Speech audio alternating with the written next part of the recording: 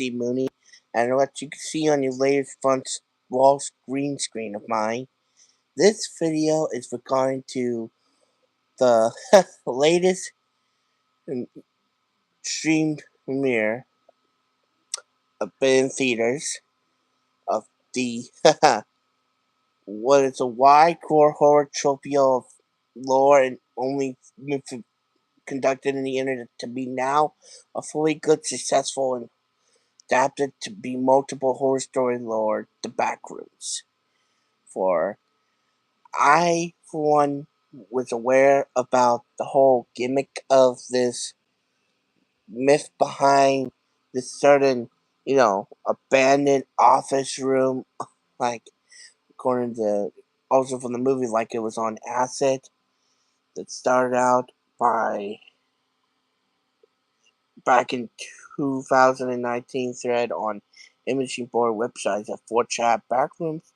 I mean, it was usually even portrayed in possibly large, an extra-dimensional complex of empty rooms accessing by exiting realities that they are one of the best-known examples of liminal space aspective and the creepypasta genre. Okay, if it sounds like I'm reading some of this off Wikipedia, well, I just want to say I delve into much as I can, and there's still like more lore to be added to be the background. That's what makes this very appealing, considering everything else is set in stone when you place it. But the backrooms, it's not like something somebody just came up with.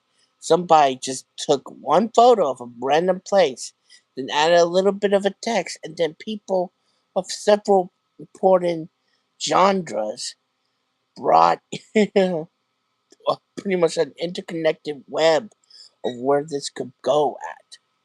I mean, to even begin, I would just really like to go off of what it was like for me watching the movie, then to go into somewhat of what I, knew when watching. I saw, wouldn't hard to not show up on my radar on it's kind of like memes or pop-up ads or even, just a demo on places like YouTube, let alone Google. But to get off of where this is really about, so want to make sure to let people know this was a movie that truly, I've said this a lot of movies that get screwed, but it takes a lot to bring some kind of new element to me and to be truly questioning what the heck could be so terrifying about it. And it makes you ask all of those questions. The best other movie I could compare it to that is basically, you know, rating bar for bar, which is surprising for any equal horror movies to be at in a box office. Obsession. The same kind of tone in it in some ways of how you pretty much dive into what you've always wanted in some way, but it's just a lesser version which the backroom presents itself as. And to what I understood reading it, basically, to anybody who finds a mysterious passageway toward this, you know, empty office maze of a building, this place builds upon your memories, and whether you are still there or not, leaves an imprint of everything you were in there to be what it was, how it was, or who it was, in the setup environment and that it creates on the spot spontaneously, but becoming less and less, you know, refined copy. Kind of like if you take a picture or something, then you place it on a copier machine. It leaves a good, image, but one you can tell is black and white. Then you place that copier on, take that copy paper, then copy that paper, then copy that paper. The image becomes less and less degraded as you're starting to overlay of what was originally the original, you know, idea. as is what's representing as you continue down the rabbit hole when you start in the back rooms. I like to get a good notion. I mean, it's rare to see what was basically, and this is only like the second thing I can think like Iron Lungs, where it was basically just always only on YouTube. Then you see it on the big screen. It gives me hopes for my stuff for what I'm doing. But this is not what about me. This is about how just establishing how more and more of what you think was just stuff like only you would just hear from only one few people on their channel that then suddenly they would make a big spot in the TV world, and let alone Hollywood. And with this help, people, the next thing people are gonna say is like, "Oh, horror movie is gonna be SCP or the Shy Guy or the Siren Head." That gives me really jillies. I mean, the lists are endless now, because basically people are creating these. They're not by famous people that they have to hire daily to just, get their profits in. They could just take what they took, literally, what everybody's been doing since, I don't know, the era of the digital, screening, what they cook on the internet, and make that shit work. And that's apparently what is going in the back rooms. That's it.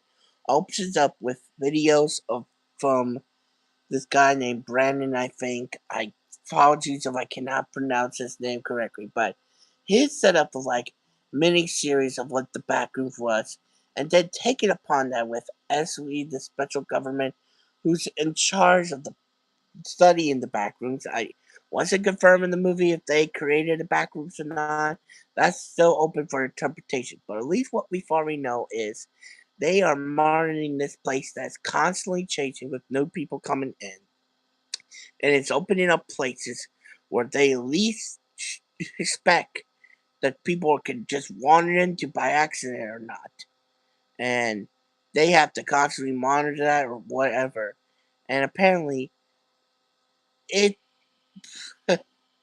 in a way, anything that's in there, I wonder if you really can't die once you that image in there, because I always remember it some way. That's how it was with the people. Ugh, I want to mention how in that world, I mean, they're not the greatest person, but they don't even have blood. They're basically plastic and could eat. That's just. Ugh. But I guess I should start at the beginning. How this movie opened up with,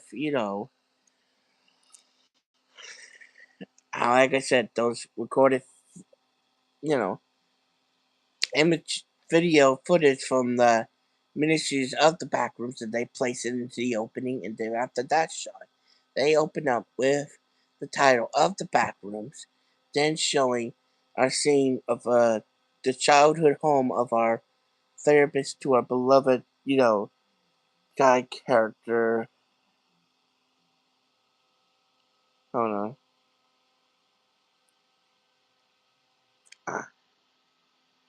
Side character Clark, who was dealing with his surf issues after being kicked out of his house by his wife Barbara after drinking and had enough and not refused to take responsibilities. Just basically now leave sleeping in his, furniture store, which is a bit odd, really. Um, Considering how this is all working up in the era of 1990, so you're wondering what down the lane could possibly. Maybe it'll even connect to the SCP or the Shy Guy in a way. I mean, just the possibility in this. In fact, what better place for that to be actually fit in than in the back rooms? Am I wrong? And then, of course, people are, when you keep saying back rooms, you're thinking there gotta be a front rooms. Am I wrong? But be on focus. Okay.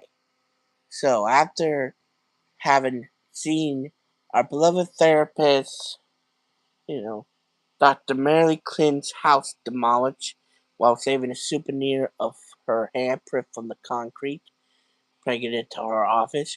She has a local therapy session with our, you know, failing architect, Dr. Clark. I mean, if he's not a doctor, I'm sorry. It's just a more professional in a way.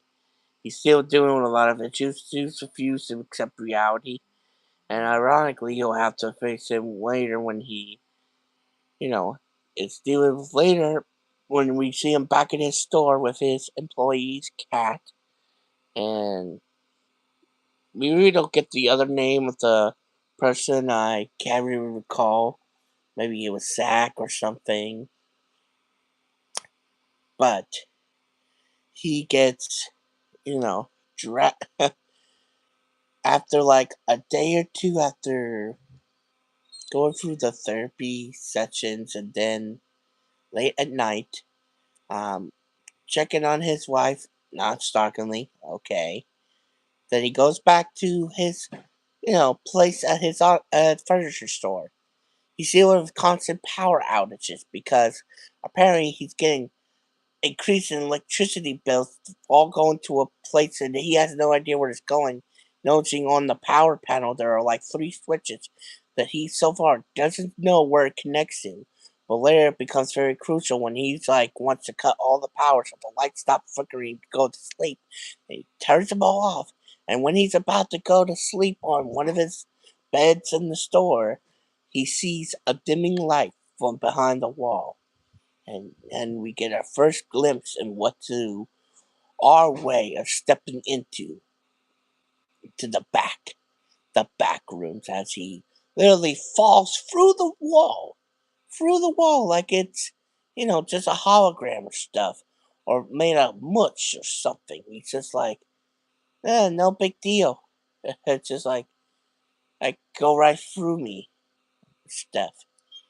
And well, he enters the back room and he's first thinking maybe he's tripping a little. He immediately goes walk back out. Then he walks back in. He's just checking the place out and everything. And he noticed this guy, particular Easter eggs like this person who was we saw in the footage of the opening bag left and everything, and this billboard cutout that they have with speaker of options of stuff that he hears, leading him to there and all. And when he's like going through this basically an endless places of where they don't add up or make sense. One room gets very small while he gets very big and yada yada yada bob uncle. Then he hears something destroying a ruckus and he gets scared and so he runs back out, but not before taking a souvenir so he knows that it happened. Key note to anybody that he took the person from the bag's car and ID card and it was never shown up again. Anybody want to question that? Anybody want to question what he may have done with it? It may a key point for maybe backgrounds too. We might find out down the lane. But anywho, after that, he goes back to his therapist to explain what was going on.